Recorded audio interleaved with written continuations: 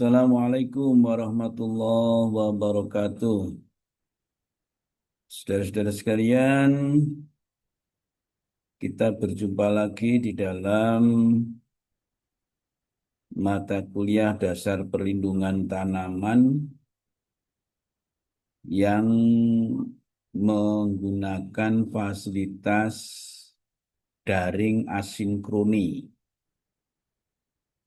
Sekali lagi, nanti saudara bisa klik link channel YouTube yang saya bagikan melalui WA Group. Kalian bisa menyimak materi perkuliahan di tatap muka yang terakhir, yaitu yang ke-14.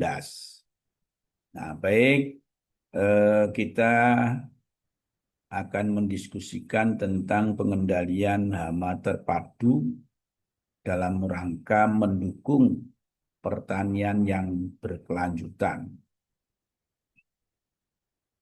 Nah, jika kita membahas tentang pengendalian organisme pengganggu, ya, hama ini kita persepsikan sebagai organisme pengganggu tanaman, ya, karena kalau hama saja itu satu bagian dari tiga bagian pengganggu tanaman, ya. Kita berbicara tentang pengendalian berarti ada teknik-teknik pengendalian. Nah, kalau kita umpamakan, ya, bahwa teknik pengendalian itu adalah senjata yang digunakan untuk eh, membatasi pertumbuhan populasi organisme pengganggu tanaman. Nah, ini di dalam slide saya tayangkan ada kelewang, ada celurit, ada senapan, senapan mesin, senapan AK, ya, kemudian ada granat, ada misil. Nah, ini ibarat senjata-senjata. Senjata-senjata itu mulai dari yang sederhana sampai yang canggih adalah teknik pengendalian organisme pengganggu tanaman. Teknik pengendalian hama, teknik pengendalian penyakit, dan teknik pengendalian gulma. Ini secara umum kita bahas di dalam satu plot teknik-teknik pengendalian.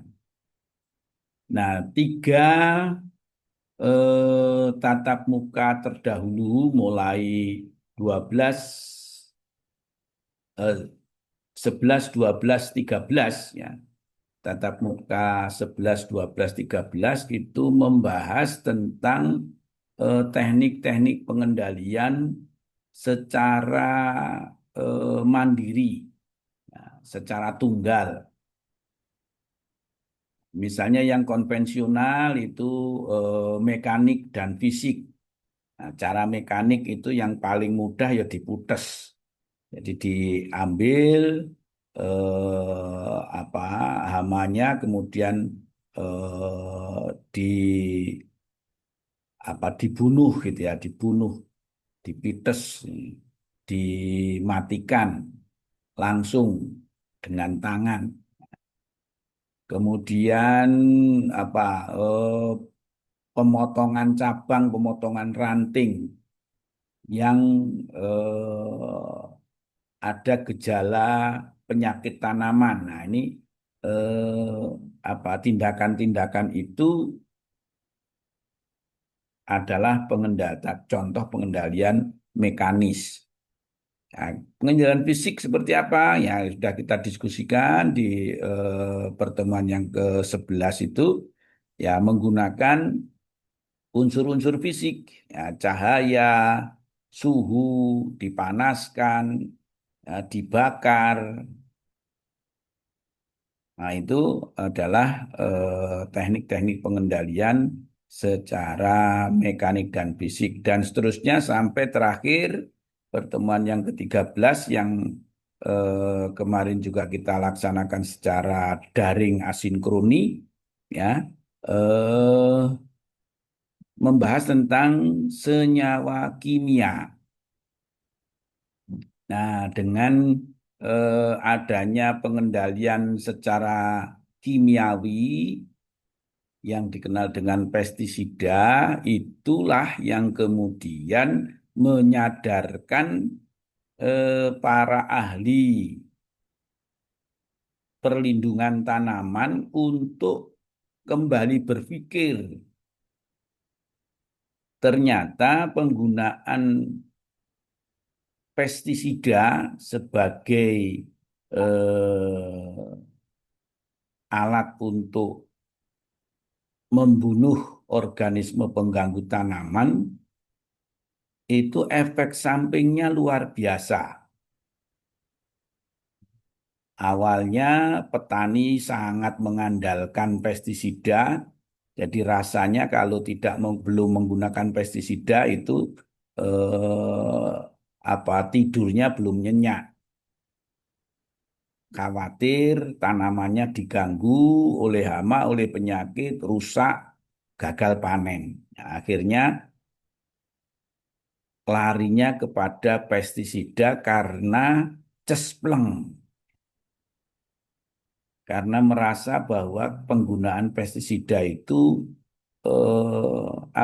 hasilnya mudah dilihat, cara pengaplikasikannya sederhana. Nah, karena eh, apa kemarin saya ceritakan sebagai cintanya sekonyong koter pada pestisida itu, ya, maka menjadi tidak hati-hati, menjadi tidak hati-hati. Bahkan kalau di tingkat petani, saudara bisa survei, ya, istilah pestisida itu masih di apa dipersepsikan atau eh, didefinisikan sebagai obat-obatan pertanian. Nah, sekali lagi saya menekankan ya, pestisida itu jangan sampai disebut obat, tapi pestisida itu adalah racun. Racun yang digunakan untuk membunuh atau mengeliminasi, mengurangi kehadiran organisme pengganggu tanaman. Ya, racun berguna, tapi tetap racun. Nah, ini lain dengan kalau itu obat. Obat juga berguna. Nah, tapi nanti sikapnya terhadap racun dan obat pasti akan berbeda.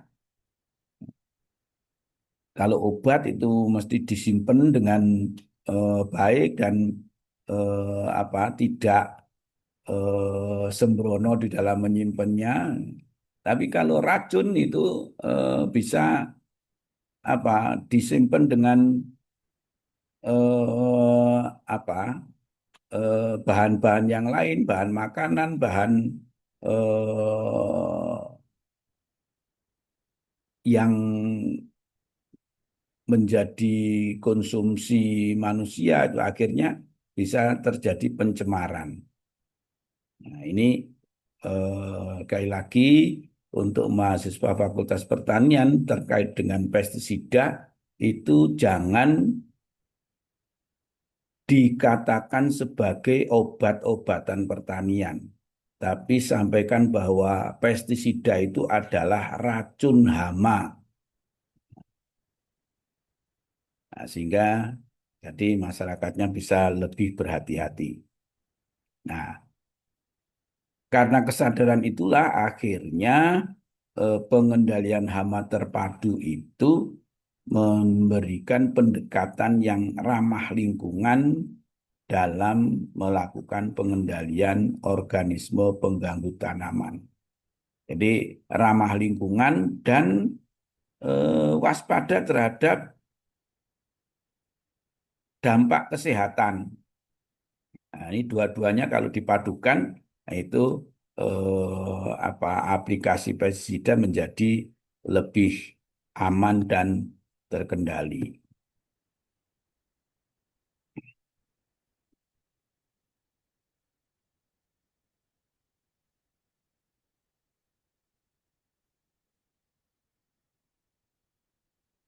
Ya, berikutnya kok tak mau bergerak slide-nya. Bentar, kita perkecil aja deh. Ya,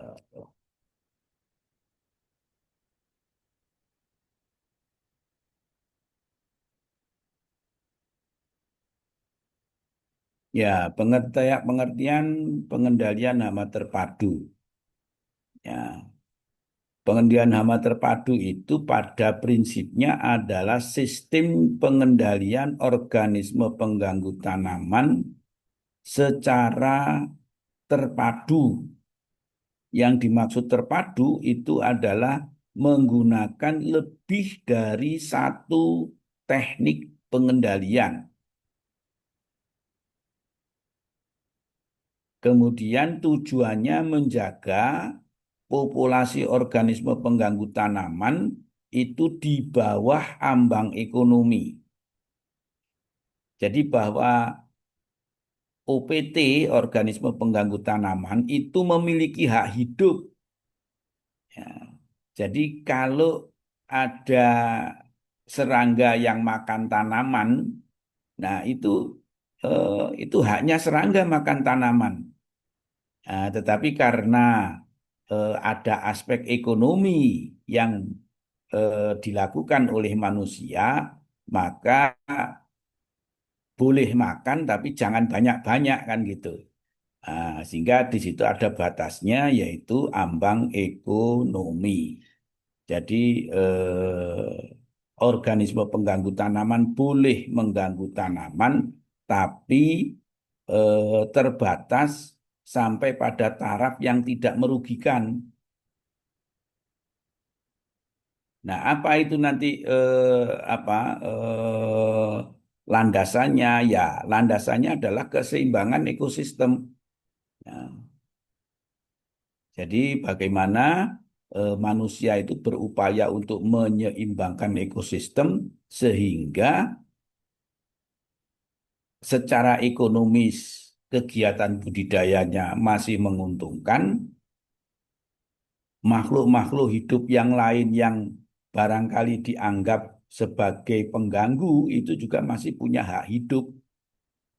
Inilah yang sebenarnya sesuai dengan nilai-nilai dasar Islam bahwa manusia itu diciptakan menjadi khalifah di muka bumi. Ya. Nah, konsep khalifah di muka bumi ini, ya manusia harus jadi manajer yang baik untuk alam semesta ini. Ya.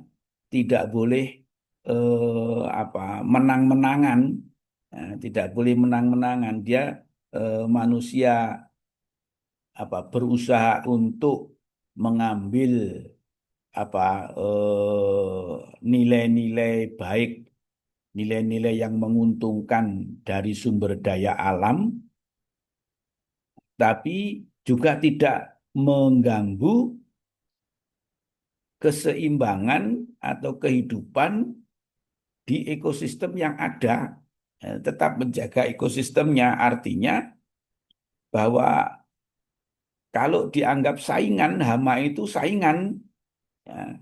Tapi saingan yang manusia lebih mulia kok, lebih canggih kok, ya harus bisa ngatur, ya harus bisa memberikan hak hidup kepada hama itu. Kamu apa belalang boleh makan tapi jangan banyak-banyak. Artinya kalau terlalu banyak ya dicarikan musuh alaminya, suruh mengendalikan. Nah, ini kalau kalau di alam itu sudah sangat sangat bijaksana sekali. Coba kalian lihat ada apa video yang menerangkan bagaimana ular itu yang makanannya suka makan telur burung, ya, itu kalau dia berburu telur burung, di dalam sarang burung itu ada 3 butir telur, maka oleh ular itu tidak diambil semuanya, hanya dimakan satu saja, yang 2 dibiarkan untuk hidup. Karena secara insting ular itu dia masih butuh telur yang lain. Nah, kalau semuanya dihabiskan, terus nggak ada yang bertelur. Nah, dia mau makan apa? Nah, ini apa alam mengajarkan kepada kita sebenarnya eh, berpikir bijaksana seperti itu. Nah, inilah konsep kekhalifahan manusia di muka bumi. Ini seringkali kita tidak menyadari eh, apa nilai-nilai dasar Islam itu luar biasa. Nah, kemudian kenapa pengendalian hama terpadu itu kemudian dimunculkan atau menjadi satu konsep pengendalian hama yang mendukung pertanian berkelanjutan. Nah, ini awalnya karena menyadari ada dampak negatif penggunaan pestisida yang berlebihan. Ya, seperti kasus apa itu? Hmm, biomagnification. Nah, biomagnification itu adalah eh, lingkaran setan penggunaan pestisida, di mana senyawa pestisida di dalam lingkungan itu terakumulasi, kemudian masuk ke dalam rantai makanan, sehingga eh, dampaknya pada eh, pemangsa atau predator yang puncak. Nah, senyawa kimia beracunnya terakumulasi pada predator di puncak. Akibatnya predator yang apa makan mangsanya itu keracunan. Nah, walaupun keracunannya itu tidak fatal, tapi akibatnya juga luar biasa. Misalnya seperti di dalam apa novel Silent Spring, ya, itu digambarkan burung yang memangsa ikan, yang di mana ikannya itu mengandung pestisida, akhirnya sayapnya burung cacat, dia tidak bisa terbang. Sehingga ketika mestinya dia bisa mengunjungi bersenda gurau dan berkembang biak mencari pasangan, dia tidak bisa, akhirnya banyak yang mati. Nah, ini yang kemudian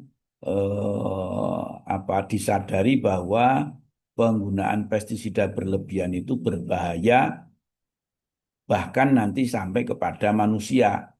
Ya, banyak bayi lahir cacat, banyak bayi lahir autis itu ditengarai juga bisa jadi keracunan pestisida secara tidak disadari melalui pencemaran lingkungan maupun produk-produk pertanian yang tercemar pestisida. Nah, kemudian dampak yang kedua menimbulkan kekebalan pada organisme pengganggu tanaman. Nah, di akhir pembahasan pestisida sudah kita diskusikan resistensi ini.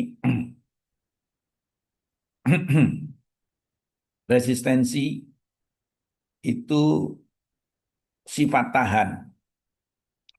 Bagaimana mekanisme resistensi bisa terjadi? Ya, masih ingat saya ceritakan tentang pemain tinju. Ya, pemain tinju itu menjadi tahan pukul itu karena sering menerima pukulan.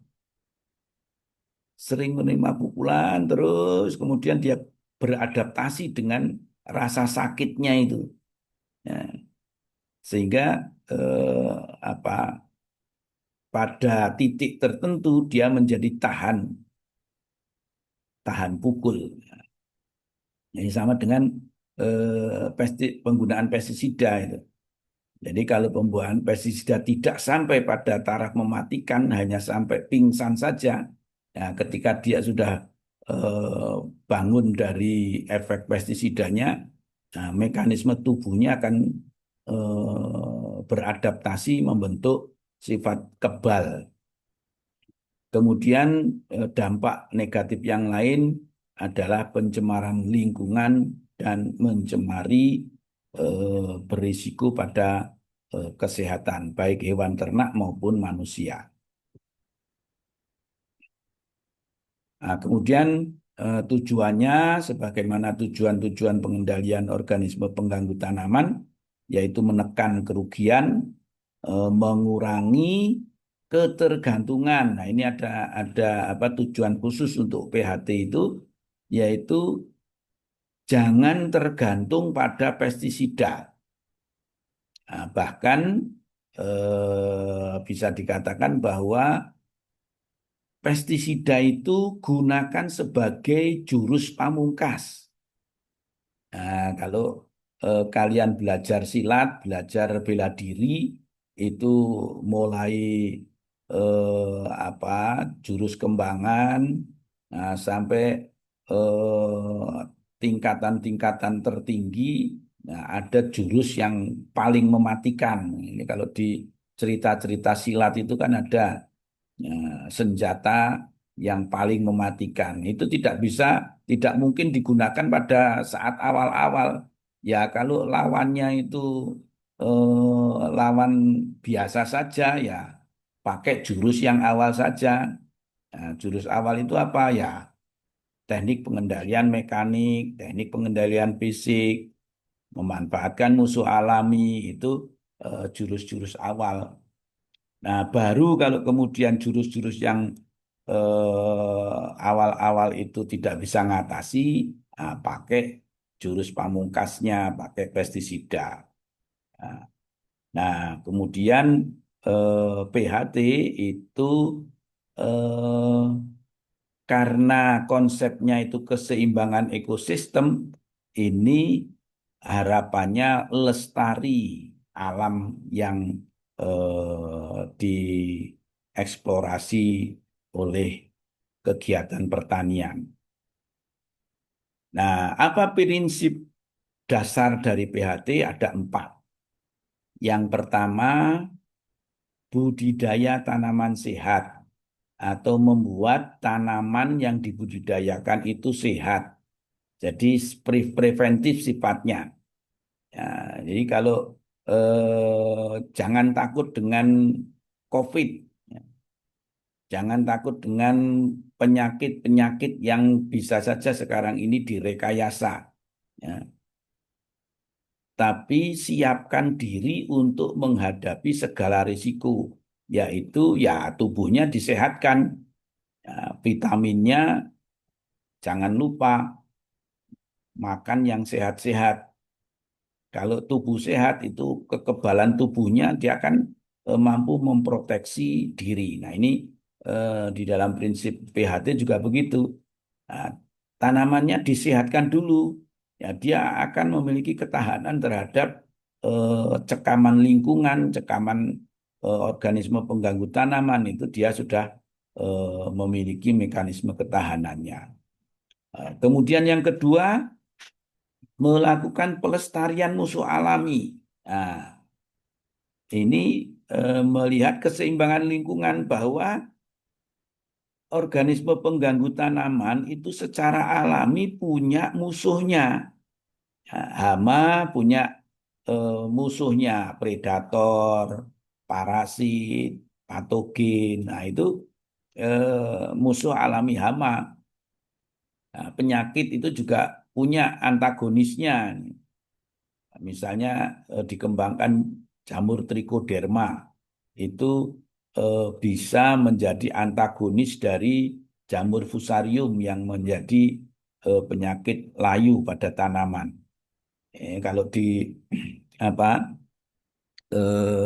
kendalikan dengan trichoderma itu populasinya fusarium bisa terblokir sehingga nah hal-hal seperti itu eh, kegiatannya yaitu melestarikan musuh alami. Bagaimana caranya? Dengan tadi kalau apa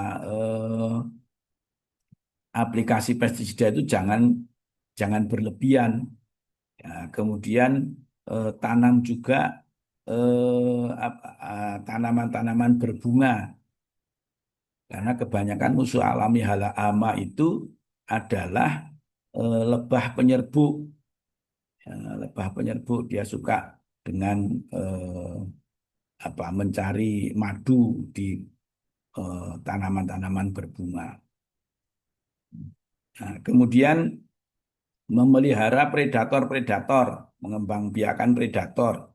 Nah, misalnya satu contoh yang eh, di beberapa tempat sentra padi itu dipelihara burung hantu. Ya, di sekitar lahan itu ada eh, burung hantu yang diternakkan di situ, ya, dilepas liarkan. Nah, itu dia akan berburu tikus.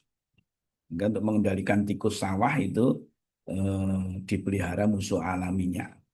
Nah, itu contoh-contoh pelestarian musuh alami. Kemudian yang ketiga, pengamatan rutin agroekosistem. Nah, jadi petani itu eh, apa diberdayakan. Jadi ke sawah itu tidak hanya sekedar mencangkul, menanam, kemudian memeriksa, panen. Itu tidak begitu saja, tapi melakukan pengamatan. Pengamatan apa? Ya lingkungannya diamati. Ya, adakah musuh alami? Ya, kemudian tanamannya terserang organisme pengganggu yang apa? Apakah sudah termanfaatkan musuh alami yang ada di situ? Nah, didata, dicatat. Ya, kemudian jika ada kelompok-kelompok tani didiskusikan, itu menjadi agensia pengendali tanaman, memanipulasi agroekosistem. Nah, ini prinsip yang ketiga. Yang keempat, petani sebagai pengambil keputusan. Nah, petani ahli. Petani lebih pinter daripada profesor di perguruan tinggi sekalipun tentang lahannya, tentang lahan di mana petani itu beraktivitas, dia lebih menguasai dibandingkan profesor. Nah, profesor-profesor di perguruan tinggi di apa pemerintahan, penyuluh pertanian gitu, ya dia kelebihannya punya kemampuan untuk apa melakukan pengembangan apa yang ada eh, atau fakta-fakta yang ditemukan di lokasi. Nah, maka penyuluh, akademisi, mahasiswa yang datang ke wilayah petani itu menjadi mitra diskusi untuk pengembangan aktivitas budidayanya. Jadi petanilah yang tetap mengambil keputusannya, bukan yang lain. Nah, komponen-komponennya apa? Nah, jadi kalau yang empat tadi adalah basic gitu ya. Empat prinsip PHT itu menjadi landasan, sedangkan komponen-komponen pengendalian hama terpadu yaitu teknik-teknik pengendalian yang dikenal, termasuk pengendalian kimia. Ada kultur teknis yang pengendalian dengan teknik budidaya. Teknik budidaya itu kalau didesain sedemikian rupa bisa dipakai untuk apa upaya pencegahan terjadinya apa serangan organisme pengganggu tanaman. Nah, tadi teknik budidaya itu dalam rangka mempersiapkan tanaman yang sehat tadi, prinsip yang pertama tadi. Nah, kemudian ada pengendalian mekanik, pengendalian eh, apa biologis, dan penggunaan pestisida. Terakhir yaitu pengendalian hama terpadu memadukan eh, dua atau lebih cara pengendalian yang berprinsip keseimbangan lingkungan.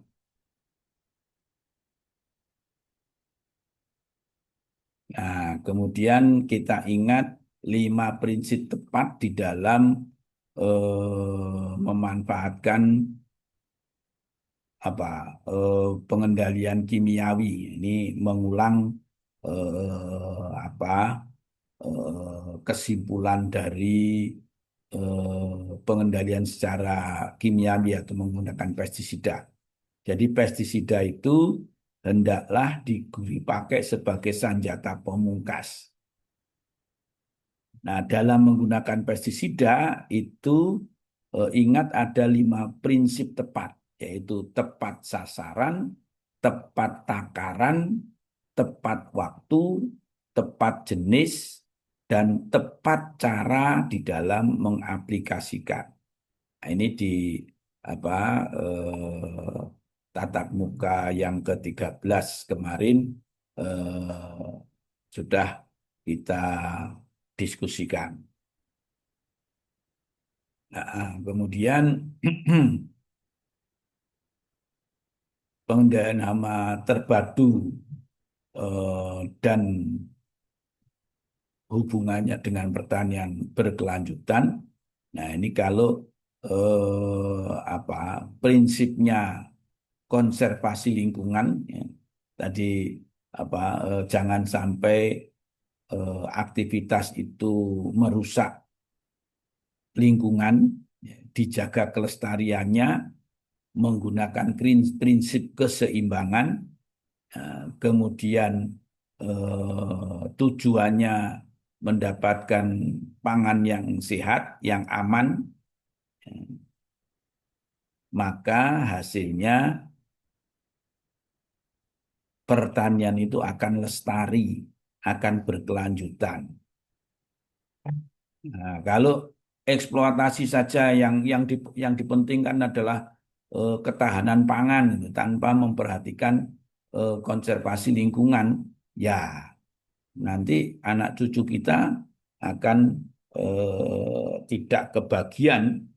Ya, ya, contoh saja bencana yang barusan terjadi ya, di Aceh, Sumatera Utara, dan Sumatera Barat itu eh, perluasan lahan, apakah itu lahan perkebunan maupun eksploitasi tambang, nah, itu tidak terkendali akhirnya eh, risikonya banjir bandang sebagaimana yang terjadi di 3 daerah itu, 3 provinsi itu. Nah, ini lagi-lagi kalau kita dekati dengan nilai-nilai dasar Islam luar biasa. Islam itu sudah memberikan tuntunan Zoharul fasadu fil barri wal bahri bima kasabat bi aidin nas. Telah nyata kerusakan di daratan dan di lautan karena sebab tangan manusia. Banjir bandang itu siapa yang menyebabkan? Bukan Allah, bukan karena hujan yang diturunkan oleh Allah kemudian menyebabkan banjir bandang, tidak. Ya. Kalau hujan lebat zaman dahulu itu nggak apa-apa karena hutannya masih eh, tidak digunduli. Ya, air hujan itu selebat apapun akan meresap ke dalam pori-pori tanah, ditahan oleh perakaran di hutan ya muncul menjadi berkah, sumber mata air yang melimpah. Nah, sekarang ini karena hutan-hutannya digunduli, ya, hujan deras tidak menjadi berkah tapi menjadi musibah karena akan mendatangkan air bah yang ya ya rakyat rakyat kecil yang tidak mendapatkan keuntungan dari penggundulan hutan itu yang menjadi sangsara. Nah, ini kembali kepada kebijakan penguasa kita. Nah, baik kesimpulannya, pengendalian hama terpadu adalah pendekatan utama bagi perlindungan tanaman. Yang diwanti-wanti adalah jika menggunakan pestisida, maka penggunaannya harus bijaksana, dipastikan aman, dipastikan efektif. Kemudian eh, produksinya bisa meningkat, ya, keamanan lingkungannya terjaga, dan proses pertaniannya bisa berkelanjutan. Ya, demikian, silahkan dikembangkan. Ya, saya tidak bosan-bosannya mengingatkan materi yang saya sampaikan itu baru apa poin-poinnya saja. Kalian bisa kembangkan contoh-contohnya lebih banyak, lebih apa aplikatif itu di sumber-sumber informasi yang tersedia. Saya yakin cukup banyak sumber informasi ada dan kalian pasti bisa. Demikian kurang lebihnya, mohon maaf. Wallahu muwaffiq ila aqwamit thoriq. Assalamualaikum warahmatullahi wabarakatuh.